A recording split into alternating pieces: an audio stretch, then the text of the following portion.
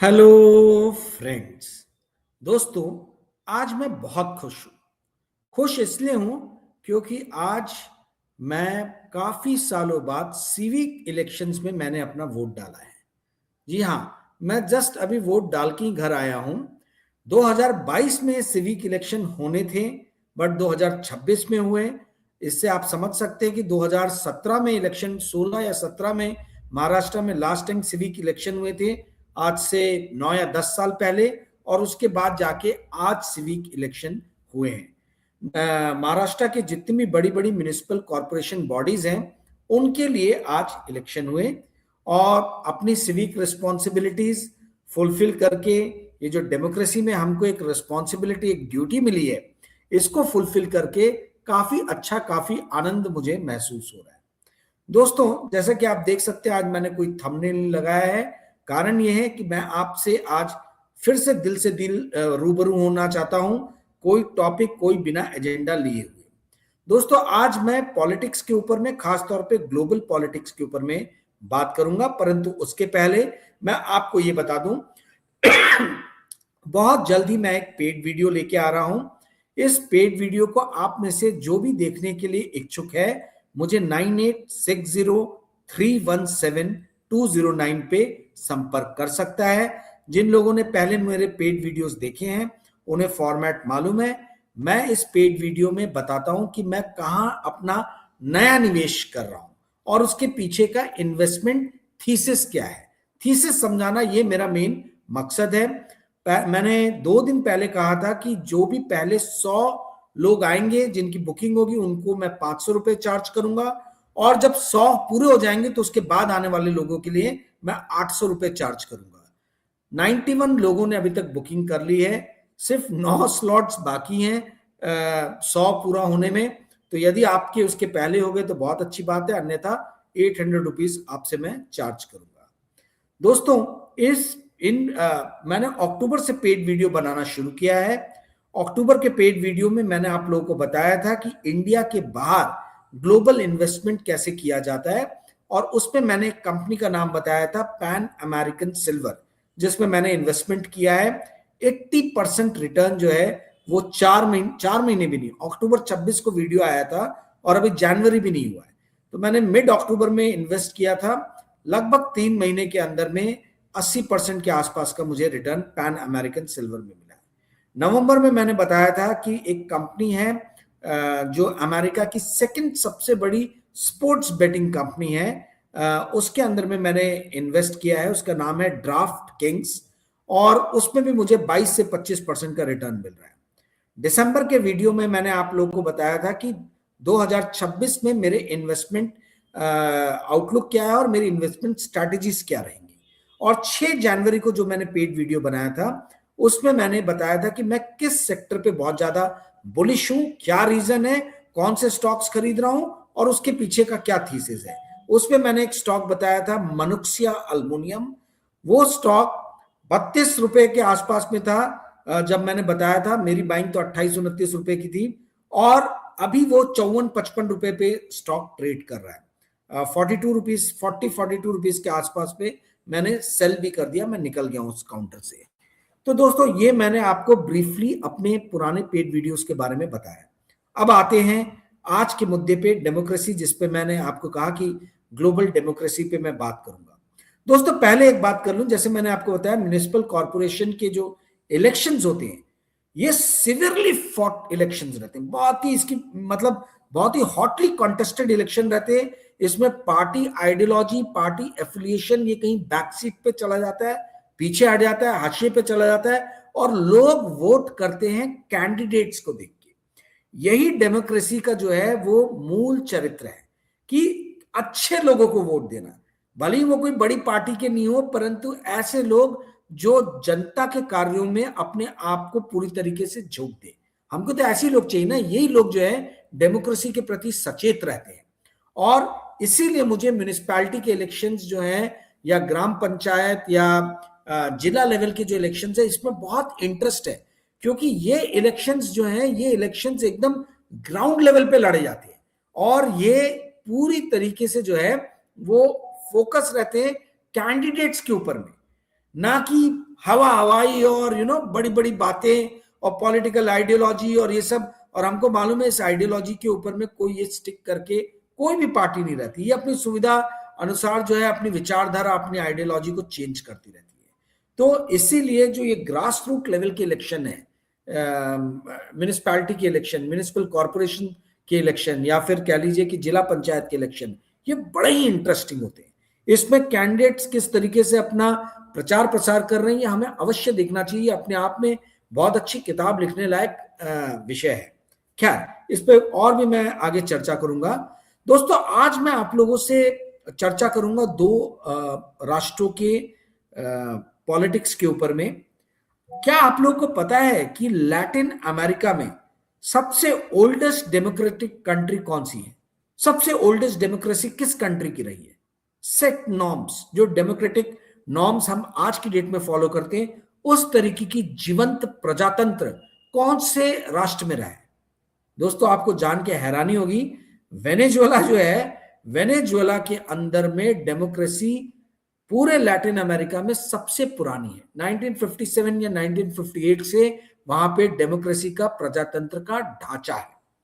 और उसी प्रजातंत्र को हमने देखा कि धीरे धीरे धीरे धीरे जो है वो प्रजातंत्र लेफ्टिस्ट पार्टी की तरफ चला गया और एक तरीके से प्रजातंत्र जो है वहां पे समाप्त, मतलब वो पूरी तरीके से समाप्ति के कगार पे पहुंच गया। ये कहानी कैसे हुई?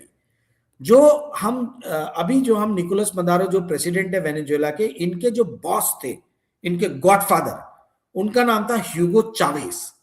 आप लोग को जान के हैरानी होगी कि ह्यूगो चावेस जो प्रेसिडेंट रहे हैं वेनेजुएला के, ये 1992 में गिरफ्तार हुए थे क्योंकि इन्होंने अपने, ये फौज में थे, अपने फौजी मित्रों के साथ में तख्ता पलटने का प्रयास किया।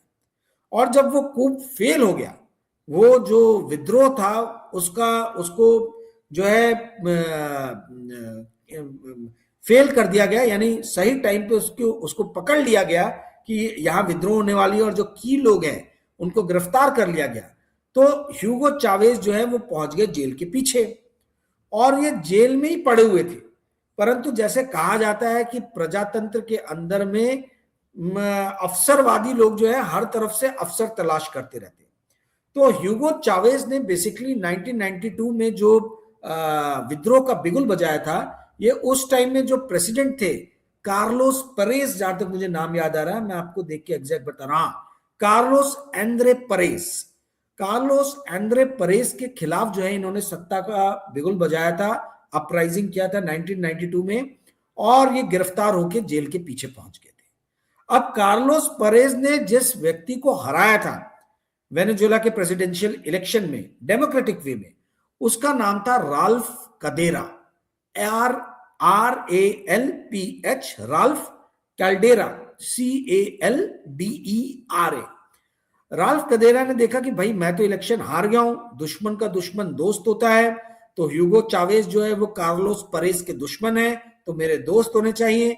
तो इन्होंने क्या किया, इन्होंने अपनी ही पार्टी से जो है अपना नाता तोड़ा, इंडिपेंडेंटली इन्होंने इलेक्शन लड़ने का मन बनाया और सपोर्ट के लिए इन्होंने ह्यूगो चावेस जो जेल में बंद थे, लेफ्टिस्ट माइंडसेट के व्यक्ति, उनका पूरी तरीके से समर्थन किया। लेफ्टिस्ट लोगों ने पूरी तरीके से जो है वो राल्फ कदेरा के वोटिंग में, उनके निर्वाचन में सहयोग दिया और राल्फ कदेरा इंडिपेंडेंटली प्रेसिडेंशियल इलेक्शन जीते।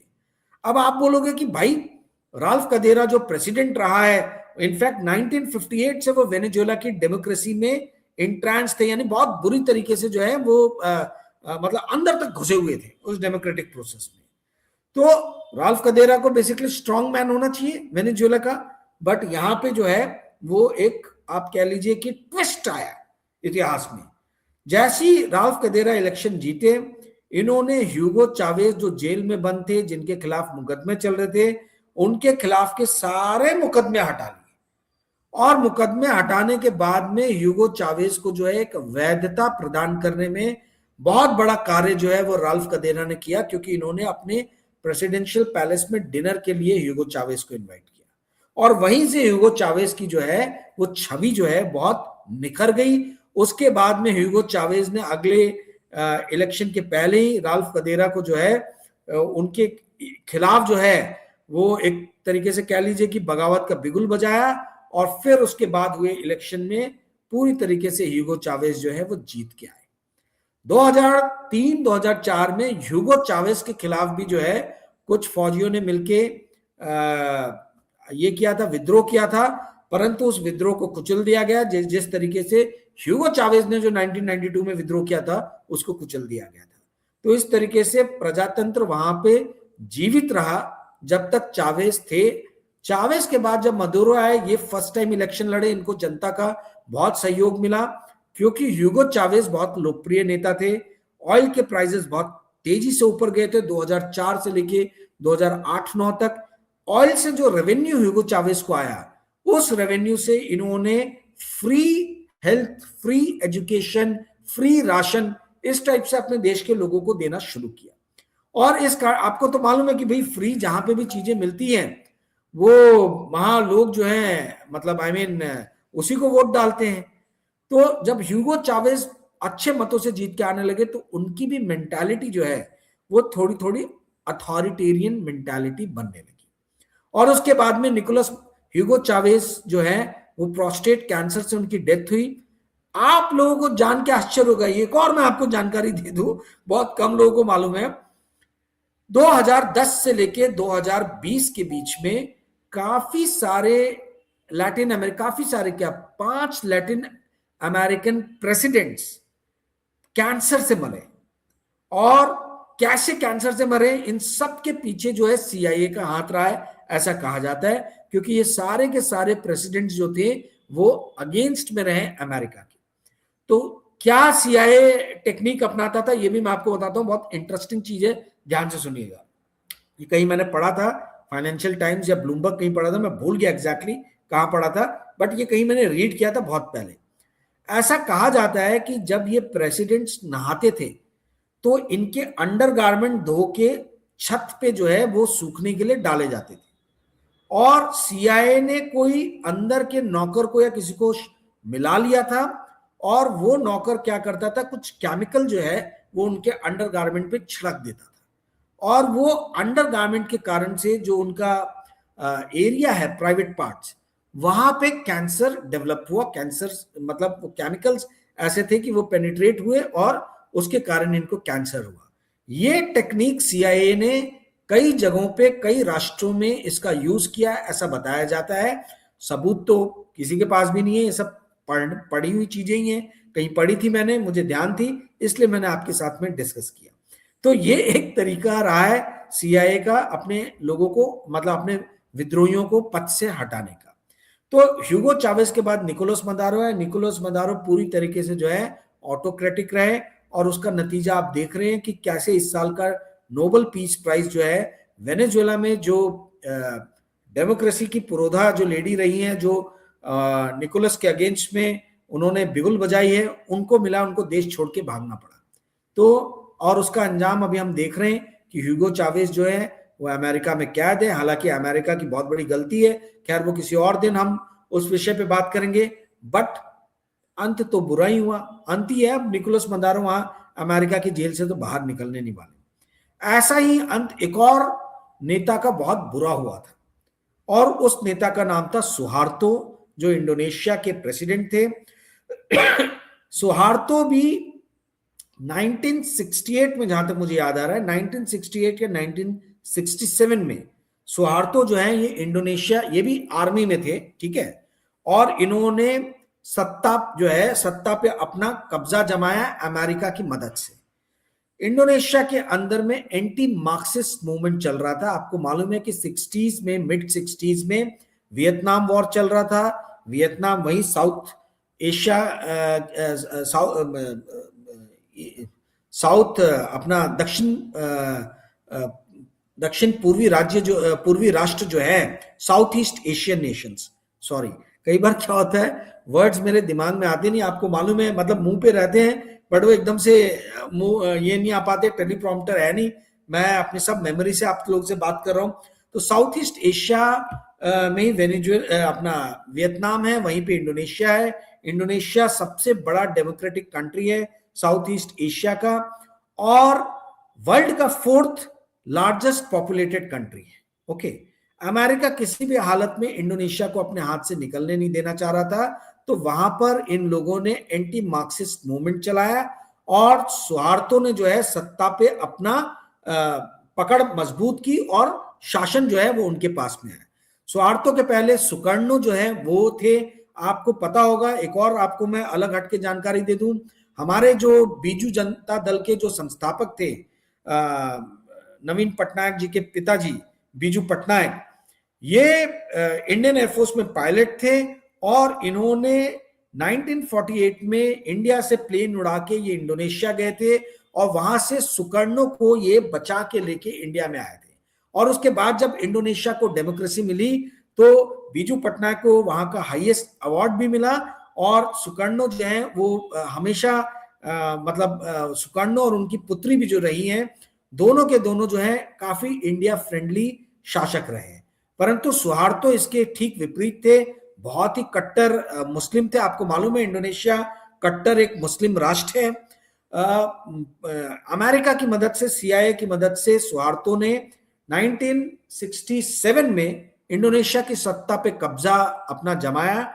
1997-1998 में जब फाइनेंशियल क्राइसिस आया साउथ ईस्ट एशियन कंट्रीज में, आपको याद होगा 1997-1998 में सडनली जितनी भी ये करेंसीज हैं, कंट्रीज हैं, इंडोनेशिया हो गया, मलेशिया हो गया, शुरुआत थाईलैंड से हुई थी। ठीक है, थाईलैंड की जो करेंसी है भात, BAHT, ठीक है, ये करेंसी बहुत वीक हुई थी। और हमने देखा है उसके बाद कि मलेशिया का रिंगिट, मलेशिया की करेंसी है, वो वीक हुआ। इंडोनेशिया का रुपया जो उसकी करेंसी है वो वीक हुआ। वियतनाम की करेंसी है डोंग, DONG, डोंग, वो वीक हुआ।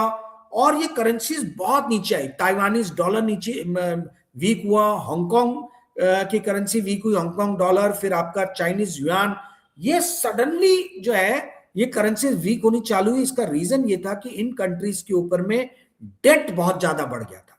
डेट टू GDP रेशियो जो था वो काफी हाई हो गया था और ये कंट्रीज जो है अपना इंटरेस्ट पेमेंट नहीं कर पा रही थी। इसलिए इन सारी कंट्रीज की करेंसी सडनली डॉलर के मुकाबले बहुत तेजी से वीक हुई। रातों रात जो है इन्फ्लेशन, आपको मैंने पहले के अपने वीडियो में समझाया कि जब करेंसी कमजोर होती है तो देश में महंगाई बढ़ती है।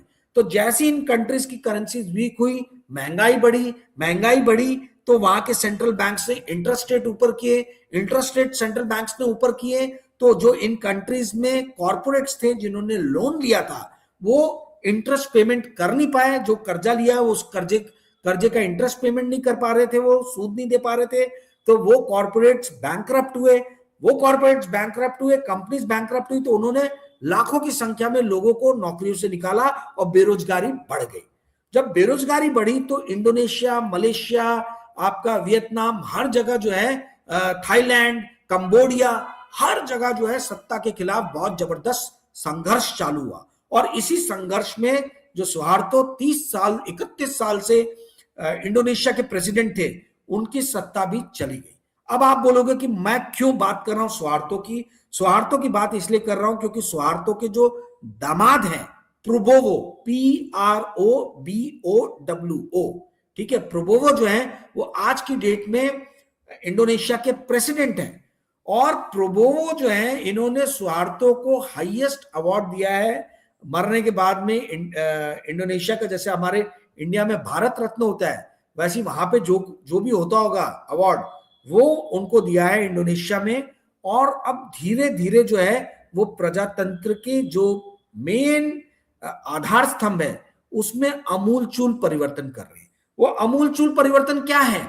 वो अमूलचूल परिवर्तन में सबसे बड़ा परिवर्तन है फुंगसी करके एक सिस्टम है। अब ये फुंगसी क्या है, स्पेलिंग बता देता हूं।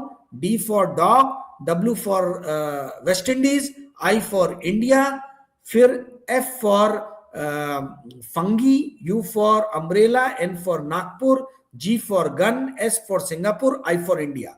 सो ये फुंगसी जो सिस्टम है, ये सिस्टम ये बोलता है कि जो आपके मिलिट्री के या आर्मी के लोग हैं इनको आप पार्लियामेंट में बिना इलेक्शन चुना के ला सकते हो कुछ लोगों को, और इनको इंपॉर्टेंट कैबिनेट मिनिस्ट्री दी जा सकती है।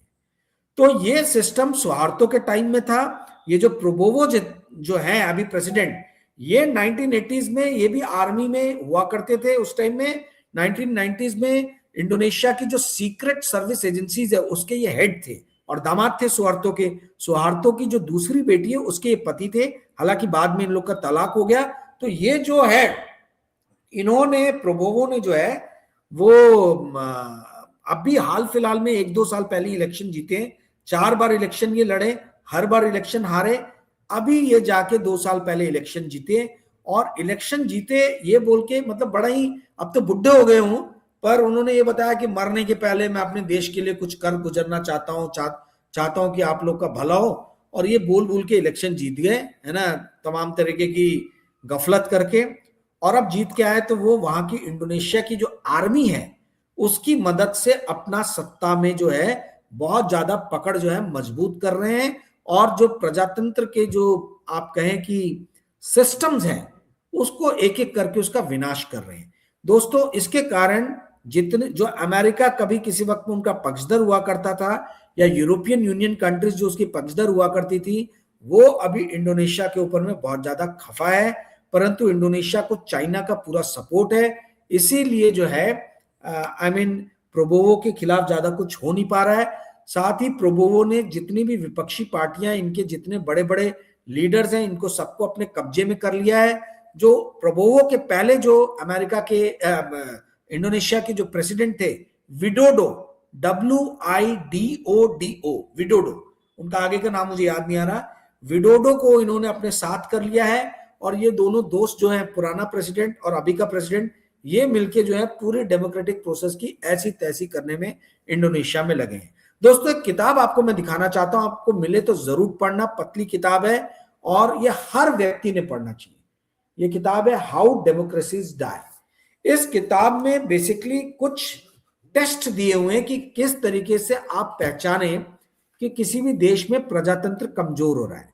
तो उसमें पहला ये बोलते हैं कि क्या जो सत्ता में पार्टी आई है, प्राइम मिनिस्टर या जो प्रेसिडेंट है या उस पार्टी के सत्तारूढ़ पार्टी के लीडर्स, क्या वो ये बात कर रहे हैं कि हमको कॉन्स्टिट्यूशन में चेंज करने की जरूरत है या हिस्ट्री को फिर से लिखने की जरूरत है। यदि वो ऐसा करते हैं तो इसका मतलब वो अथॉरिटेरियन यानी निरंकुशवाद की तरफ बढ़ रहे हैं, वो एक तानाशाही की तरफ बढ़ रहे हैं। तो पहला एसिड टेस्ट जो है वो ये बताता है कि हिस्ट्री या कॉन्स्टिट्यूशन को फिर से रीराइट करने की कोशिश की जा रही है क्या। सेकंड ये बोलता है कि क्या वो अपने राइवल्स को एक तरीके से देश का दुश्मन मानते हैं क्या। क्या वो बोलते हैं कि हाँ, राइवल जो हमारा जो विपक्षी पार्टी है या जो उसके प्रमुख नेता है, क्या ये विदेशी ताकतों के हाथ में क्या ये खेल रहे हैं क्या। यदि इस तरीके का प्रचार किया जाता है कि विपक्षी पार्टी के लीडर को आप फॉरेन पावर्स का पपेट बनाने का प्रयास करो, तो आप समझ जाना कि सत्तारूढ़ पार्टी जो है वो निरंकुशवाद या तानाशाही की तरफ बढ़ रही है। ये दूसरा एसिड टेस्ट है। तीसरा एसिड टेस्ट जो है वो ये है कि क्या जो संवैधानिक संस्थाएं हैं इनका दुरुपयोग विपक्षी पार्टी के लीडर्स को दबाने के लिए किया जा रहा है क्या। यदि हाँ ऐसा किया जा रहा है तो फिर यह बताता है कि आपके देश की जो सत्तारूढ़ पार्टी है वो तानाशाह की तरफ बढ़ रही है। चौथा बताता है कि क्या मीडिया जो है कुछ पूंजीपतियों के हाथ में समट के रह गया है क्या। यदि यह बताता है कि हाँ देश के अंदर में पूरा मीडिया कुछ बिजनेसमैन के हाथ में चला गया और ये बिजनेसमैन पॉलिटिशियंस के साथ मिलके, सत्तारूढ़ पार्टी के साथ मिलके शासन चला रहे हैं, तो अगेन ये बताता है कि देश तानाशाही की तरफ बढ़ रहा है।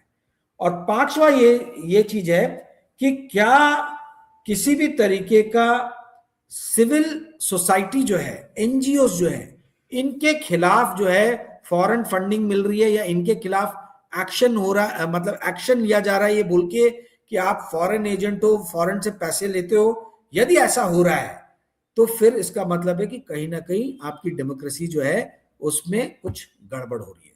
दोस्तों, ये सारी चीजें हमें कहाँ होती हुई नजर आ रही है, आप भी सोच सकते हो, आप भी समझ सकते हो, मुझे बोलने की ज्यादा आवश्यकता नहीं है। आप लोग कमेंट कर सकते हो यदि कमेंट करना चाहो तो। आज का वीडियो यहीं समाप्त करूंगा। मुझे तो लगा था कि ज्यादा लंबा होगा नहीं, क्योंकि मैं अपने मन की बात कर रहा था आप लोगों से, वोट डाल के आया हूं, बड़ा खुश था। पर ये 25 मिनट का वीडियो हो गया है दोस्तों। तो आज का वीडियो आपको पसंद आया होगा तो कृपया करके इस वीडियो को लाइक और शेयर कीजिएगा। और यदि आप मेरा पेड वीडियो देखना चाहते हैं आने वाला, तो आप मुझे 9860317209 पे संपर्क कर सकते हैं दोस्तों। Thank you friends, good night, bye.